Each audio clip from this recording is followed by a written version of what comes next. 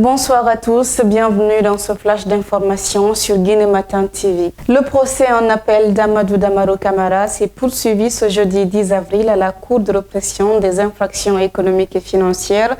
L'ancien président de l'Assemblée nationale est poursuivi pour détournement de fonds publics et enrichissement illicite portant sur 15 milliards de francs guinéens destinés à la viabilisation du site du nouveau siège de l'Assemblée nationale.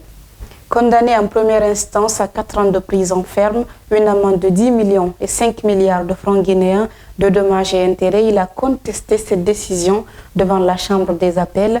Devant la Cour, il a tenté de se défendre. « J'ai utilisé les fonds de souveraineté qui m'étaient légalement attribués », a-t-il déclaré. L'affaire a été renvoyée au 17 avril pour la suite des débats.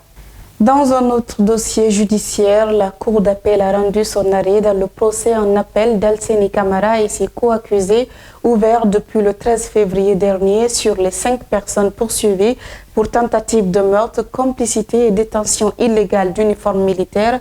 Seuls 2 ont été reconnus coupables.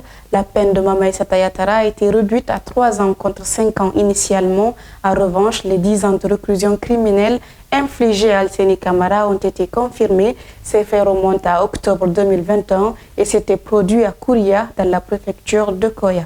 Toujours dans l'actualité nationale, un accident de la circulation s'est produit ce matin aux environs de 7 heures au carrefour Sangoya. Un camion transportant de la ferraille a perdu le contrôle en descendant de la transversale. Aucun mort n'est à déplorer, mais plusieurs blessés légers ont été enregistrés ainsi que d'importants dégâts matériels. Selon la police, le chauffeur aurait commis une double infraction et devrait répondre de ses actes devant la justice. Et puis, direction l'intérieur du pays, à Kankan, où la tension reste vive entre les bouviers maliens et agriculteurs locaux. Hier après-midi, des citoyens de Moribaya, localité située à 75 km du chef-lieu de la préfecture, ont manifesté devant le bloc administratif de Kankan. Ils réclament la libération de 4 villageois, dont le doyen du village arrêté vers 3 heures du matin par les forces de sécurité.